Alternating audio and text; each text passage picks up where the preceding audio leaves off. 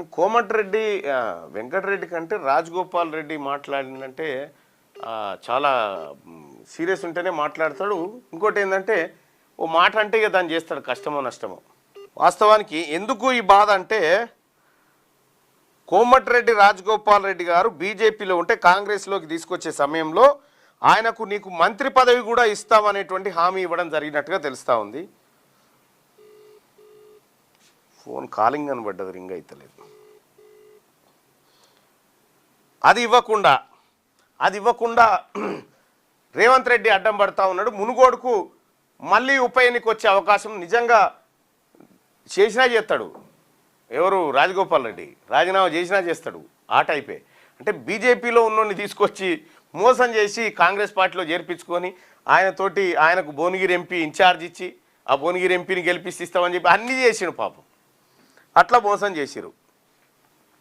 మునుగోడు ప్రజల కోసం ఏ త్యాగమైనా చేస్తా, గతంలో రాజీనామా చేస్తే ప్రభుత్వమే దిగొచ్చింది, పదవులు పైసలు ముఖ్యమంత్రి తీసుకుపోతున్నారు, మంత్రి పదవి ఇస్తామని హామీ ఇచ్చారు, ఇక వారి ఇష్టం. ఎమ్మెల్యే కోమటిరెడ్డి రాజగోపాల్ రెడ్డి వ్యాఖ్యలు, మా తమ్ముడికి మంత్రి పదవి హామీ నాకు తెలియదు, మంత్రి పదవి ఇచ్చే స్థాయిలో నేను లేనని మంత్రి వెంకటరెడ్డి. ఈయననేమో గణపతి హోమం చేస్తా ఉండు వెంకటరెడ్డి గారు. ఇంకా 10 ఏళ్ళు రేవంత్ రెడ్డి గారు ముఖ్యమంత్రిగా ఉండాలని ఈయన గణపతి హోమం చేస్తూ ఉండు, ఈయన నేను పోతా అంటుండు. యాదాద్రి జిల్లా లచ్చమ్మగూడెంలో మాట్లాడుతున్న రాజగోపాల్ రెడ్డి, ఇక మరి కోమటిరెడ్డి రాజగోపాల్ రెడ్డి రాజీనామా తప్పదా? గతంలో ఓసారి బీజేపీలో చేరే ముందు రాజీనామా చేసిండు. అరే నేను చేస్తున్నాను రాజగోపాల్ అన్నకి.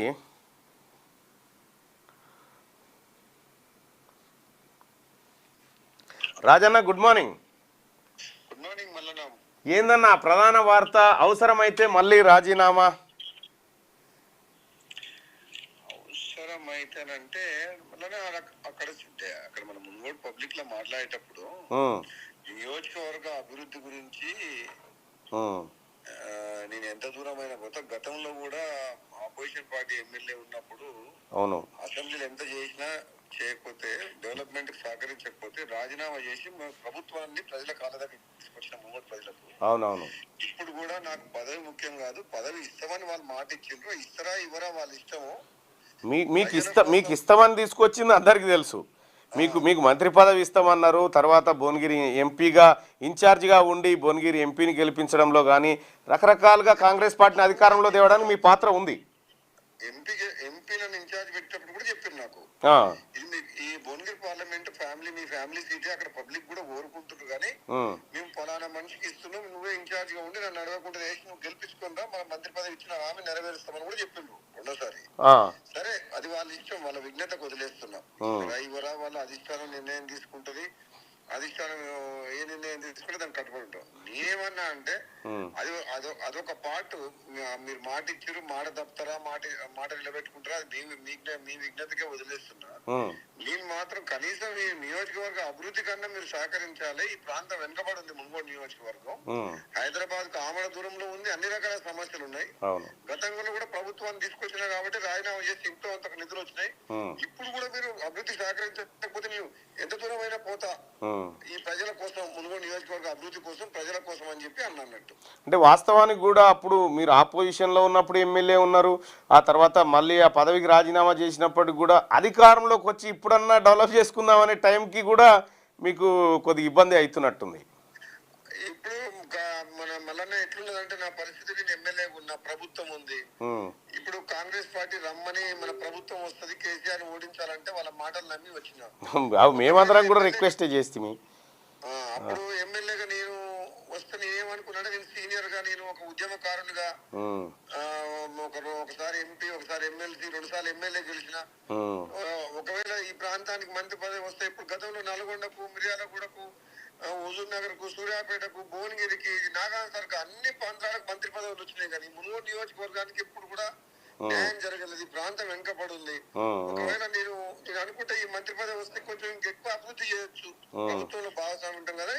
నేను వాళ్ళ మాట నమ్మి నేను అనుకున్నా, కానీ ఇంత డైరెక్ట్ గా ఇంత అప్సెట్ చేస్తారు, మోసం చేస్తారని అనుకోలేదు. కాంగ్రెస్ పార్టీ మోసం చేసిందనే అనుకుంటారా?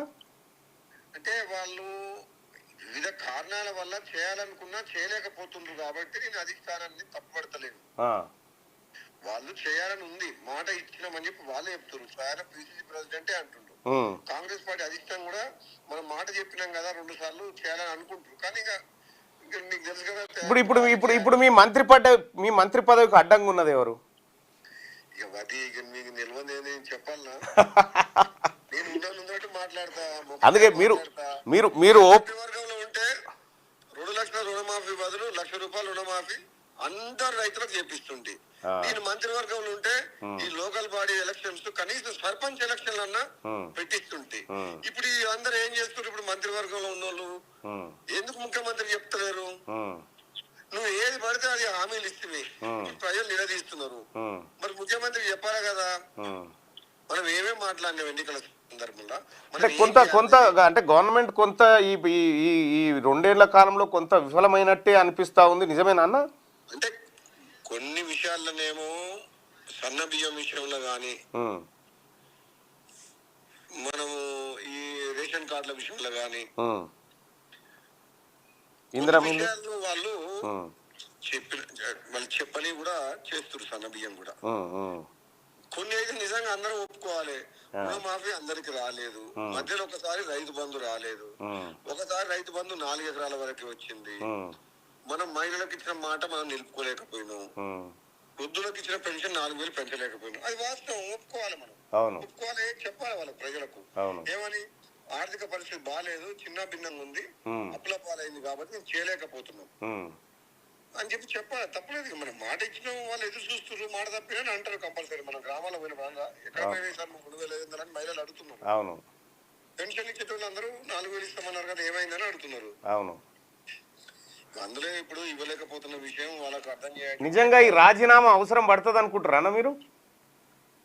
ఇప్పుడు మళ్ళా నేను పదవులను పట్టుకొని పాకులాడే మనిషిని అంటే ఇప్పుడు మీ ప్లేస్ లో వేరే టోళ్ళు. నేను ఒకటే మాట చెప్తాను కాన్సర్. ఇప్పుడు మనం పోరాటం అంతా చేసి తెలంగాణ తెచ్చుకున్న ఆత్మగౌరవం, సెల్ఫ్ రెస్పెక్ట్, దాన్ని మించింది ఏ ఉండదు జీవితంలో. మన ఆత్మగౌరవాన్ని ఓడి దగ్గర తాకట్టు పెట్టి మనసు చంపుకొని ఎక్కడ ఉండలేడు రాజగోపాల్ రెడ్డి. సమయం వచ్చినప్పుడు ఎంత దూరమైనా పోతా అనే మాట నేను చెప్పినా నిజంగా నా నైజం కూడా అదే. అంటే ఎందుకంటే ఈ మాట వేరే టోళ్ళు చెప్తే చాలా లైట్ తీసుకుంటోళ్ళు. మీరు చెప్పారు కాబట్టి మొండోడరనైనా చేసినా చేస్తాడనేటువంటి ఒక చర్చ జరుగుతుంది.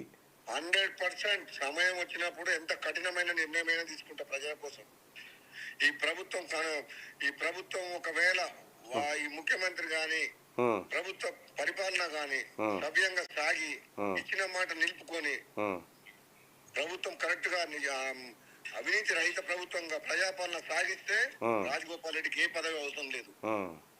అదే లేదా మళ్ళీ చంద్రబాబు నాయుడు మనుషుల్ని పెట్టుకొని ఆంధ్ర పెత్తనం కొనసాగితే, దోపిడీ కొనసాగితే, ఆంధ్ర కాంట్రాక్టులకు దోపిడీ కొనసాగితే, అవినీతి మయమైంది అనుకో ప్రభుత్వం, మరో పోరాటానికి సిద్ధమవుతాం. తెలంగాణ ఉద్యమం చేసిన మనిషిని, కేసీఆర్ వ్యతిరేకంగా పోరాటం చేసిన మనిషిని, ఐదో లెక్క అవసరమైతే ప్రజల కోసం మరోసారి పోరాటం చేస్తా.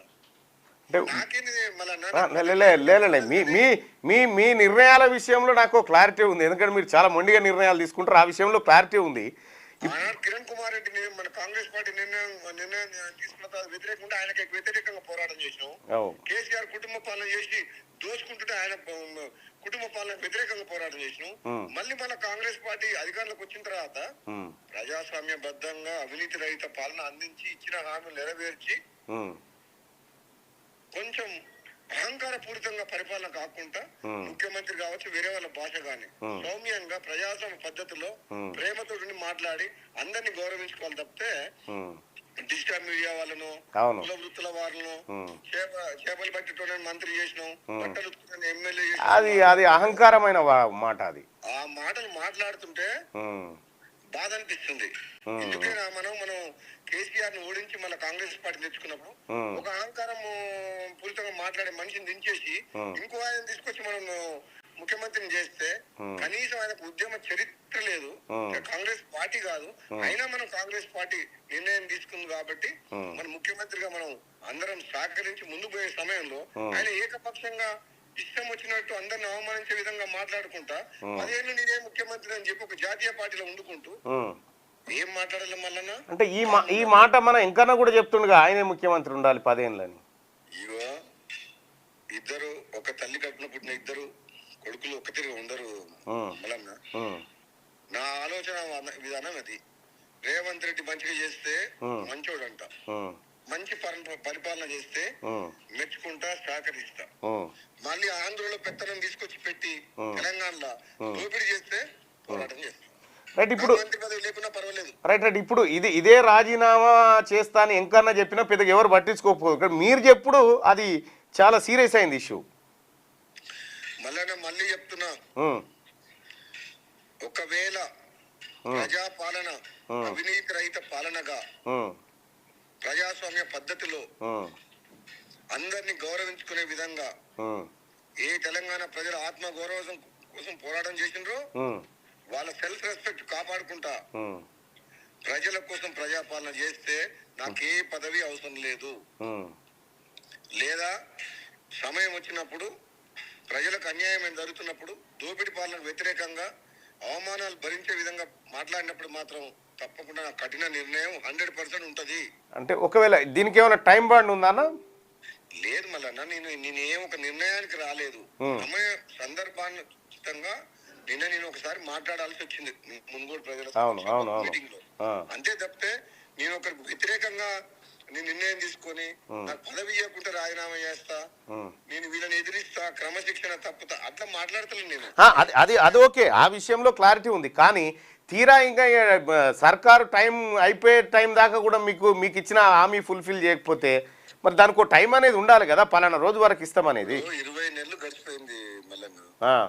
న్యాయంగా మంత్రివర్గ విస్తరణ చేయలేని పరిస్థితిలో ఈ రాష్ట్ర ప్రభుత్వం 20 నెలలు 18 నెలల తర్వాత 3 నింపిర్రు. 20 నెలలే ఇంకా 3 ఖాళీగా ఉన్నాయి. ముఖ్యమంత్రి హోమ్ మినిస్టర్, ముఖ్యమంత్రి మున్సిపల్ అడ్మినిస్ట్రేషన్, ముఖ్యమంత్రి ఎడ్యుకేషన్ మినిస్టర్, ముఖ్యమంత్రి దగ్గరనే చాలా శాఖలు ఉన్నాయి. అది దురదృష్టం. మంత్రివర్గ విస్తరణ పూర్తి చేయలేని దౌర్భాగ్య పరిస్థితిలో ఈ ప్రభుత్వం ఉంది. నెంబర్ 1. నెంబర్ 2, కనీసం లోకల్ బాడీ ఎలక్షన్ పెట్టలే, గ్రామాలని గాలి కుదిరి. రాజన్న ఒక చిన్న ఎక్స్పెరిమెంట్ అన్న.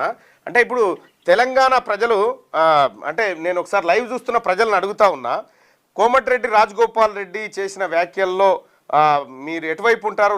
రాజగోపాల్ రెడ్డి వైపా లేకపోతే రేవంత్ వైపా? ఒకసారి అడుగుదాం. నువ్వు చూడు రాజన్న, నేను అడుగుతా, నువ్వు లైన్ మీరు పెట్టేయండి. అదే మీరు చూడండి. లే మీరు ప్రజలకు సంబంధించినటువంటి అంశమే ఇది. మీరు ఒక్కసారి లైన్లో ఉండండి దయచేసి, ఇది చాలా ఇంపార్టెంట్ మీకు కూడా.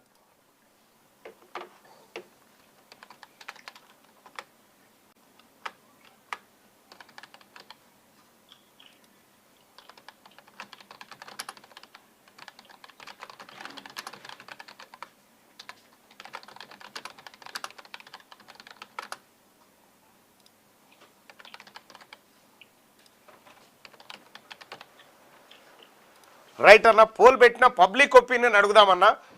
రాజగోపాల్ నిర్ణయం కరెక్టు, ప్రజల పక్షాన ఉన్నాడు అని చెప్పి లింగస్వామి చెప్తా ఉన్నాడు. జై రాజన్ అంటున్నా. ఒకసారి పబ్లిక్ పోల్ పెట్టామన్నా. కోమటిరెడ్డి రాజగోపాల్ రెడ్డిని కాంగ్రెస్ పార్టీ మోసం చేసిందా అనే పోలు.